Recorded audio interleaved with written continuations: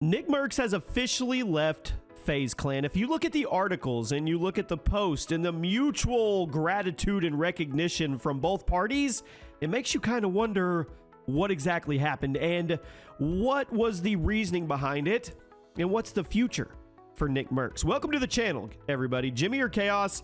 This video is going to be totally different. I have had people in the past ask me to give my opinion on things that are going on in the gaming, streamer, creator, influencer world, and I've always shied away from it.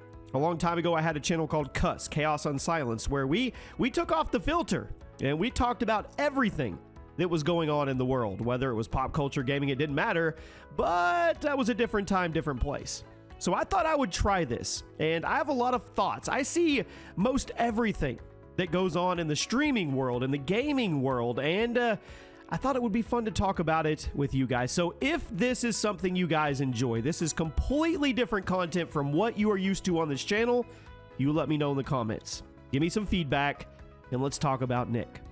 I don't know Nick personally, but I followed him for a long time, and you guys probably know him. You know the path that he's gone on. He was huge in Warzone. He was huge as a console Fortnite player back in the early days of Fortnite, and he's a massive streamer. I think he has somewhere around 6.5 million followers or something like that. He primarily streams on Twitch right now, but he also says he has a huge announcement coming Monday that may have something to do with that, or it may have something to do with him getting more into the competitive Apex scene, which we'll talk about here in just a little while. So the big question is, why would Nick leave Faze? Because Nick was not just a member of Faze. Nick was at least labeled on paper as a co-owner. Now, what that actually means, who knows? Co-owner can mean a lot of things. It could mean that you actually have a share in the company. It could mean that you get some residuals from the company. It all depends on how the contract's written and what you actually got out of that. A lot of people think and they hear co-owner and you're like, oh my gosh, he owns a huge portion of Faze Clan. Well, that's probably not the truth, and I don't know, but there's a lot of co-owners out there that own a micro fraction of whatever business they're labeled as a co-owner. So he technically was a co-owner, but that doesn't mean that he's walking away from a lot. And it gets to the point with some of these creators, and then you get these teams or these organizations, and the creators can outgrow the organization. Now, I'm not saying Nick has outgrown Faze Clan. Faze Clan is global. Faze Clan is big. Everybody knows Faze Clan when you say it. Whether you're in the gaming world or not, you've probably heard of Faze one way or another. But then again, you have Nick, and he's doing his own thing, and he has his own community that's doing it. He's really focused on Apex Legends, so maybe he just thought this was the right time. So when you have these breakups, it's one of two things. Either one party leaves because they're disgruntled or something wasn't right, and then the other one defends themselves, and then you go back and forth. Or you have the amicable breakups, which is what it looks like here. At least that's what they're saying. And Nick posted on Twitter, and I'll read it to you guys. Back streaming Tuesday. Apologies on being MIA for so long. Had a couple of trips for the holidays. Got rocked this past week. Sick as I've been in a while. Almost back to 100%. Couple things that I wanted to loop you guys into as we get going. First of all, we have a huge announcement lined up for Monday. It's something we've been working on for some time now. Can't wait to share. I'm going to assume that is him going to be the first ever father to get and be an Apex Pro. I don't know. I don't really know the backstory of that, but I know he's super committed to that.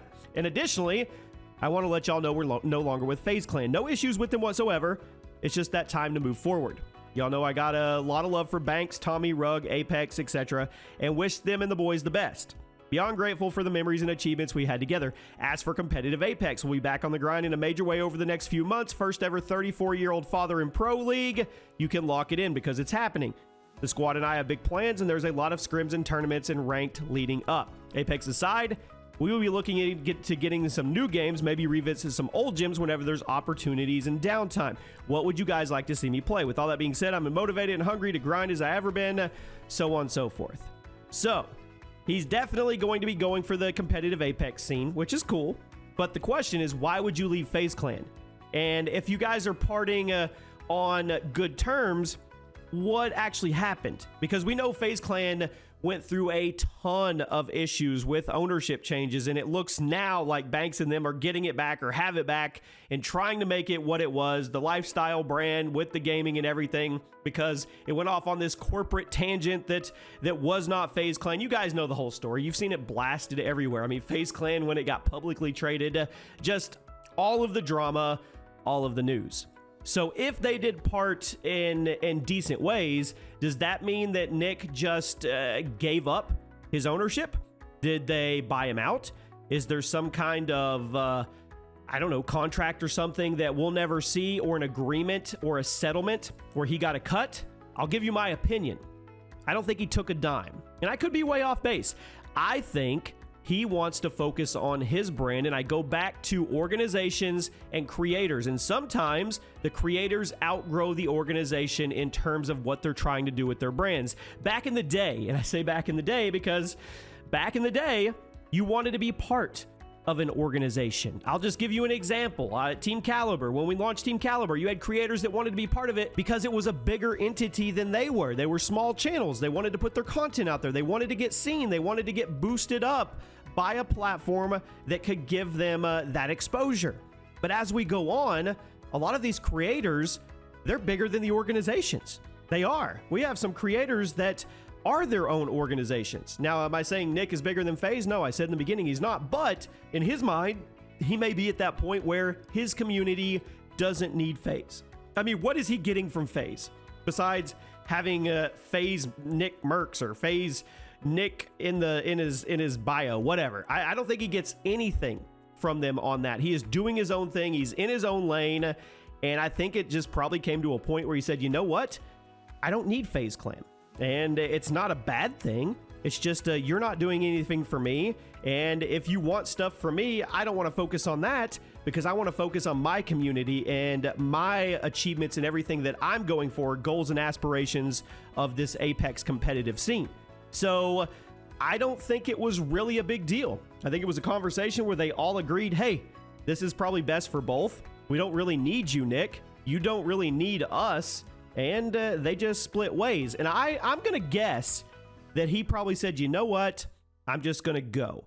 I don't think they gave him a buyout. I don't think there was a settlement for the ownership he had. I have a feeling he probably just kind of wrote it off and said, you know what? Clean slate.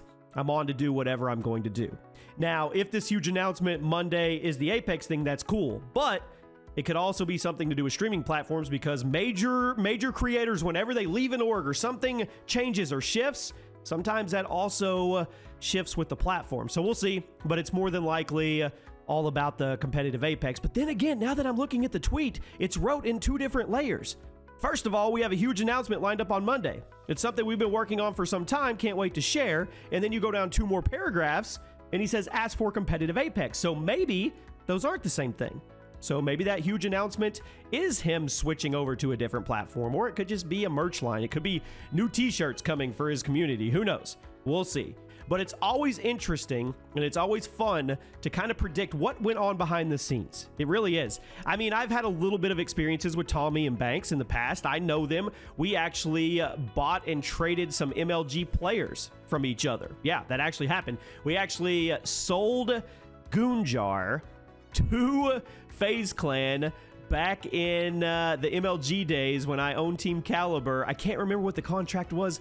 If I can find it, I'll let you guys know what it was, but that was me and Tommy dealing with that. And then I met Banks at that next competition when Goonjar was in a Faze Clan. I think it was back when there was a Faze Black and a Faze Red. It was a long time ago. That was like 2014. And then I think we ended up getting Goonjar back on Team Caliber anyway. But the times that I've talked to them, they've been fantastic. I've dealt with Tommy a couple times throughout my career, and Tommy has always been just an awesome dude. And Rug actually took time to visit and take a picture and talk to my nephew who has spina bifida. If you go on my Twitter, my pinned tweet is my nephew Gabe, and he's doing the pull-ups in his wheelchair, and he's actually met Rug, and Rug was genuine with him, and it was really, really cool to see, and I appreciate that. I don't know him personally, but you can just kind of tell the character of somebody, and that was really cool. So I wish the best for the Faze Clan. I've watched from afar as it's gone up and down throughout the years, and I wish the best for Nick. I don't know him personally, but I kind of see the writing on the wall of how these things work when they make these big official announcements, and it looks to me like he doesn't need Faze anymore. And I would say vice versa. They probably don't need him either. So let me know what you guys think. Let me know if you like this type of content, and if you do, let me know what you want to talk about, because there's all kinds of things going on in the gaming industry and in the creator and streaming industry, and I have opinions. I just usually keep them to myself, but if it's something you guys would like to bounce back and forth, I can make it happen. I'll see you soon.